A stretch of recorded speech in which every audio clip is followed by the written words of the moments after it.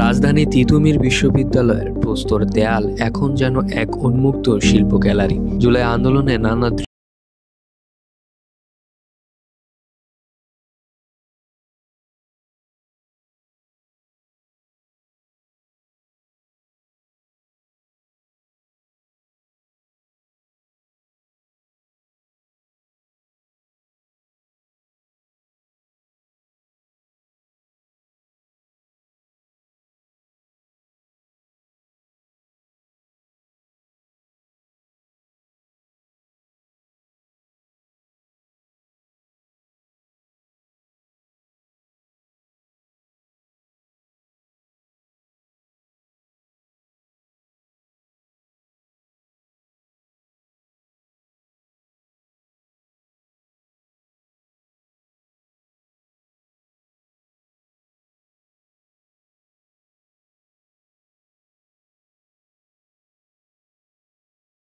দেয়ালে এই শিল্প থাকবে, ততদিন আন্দোলনের স্মৃতি মুছে যাবে না।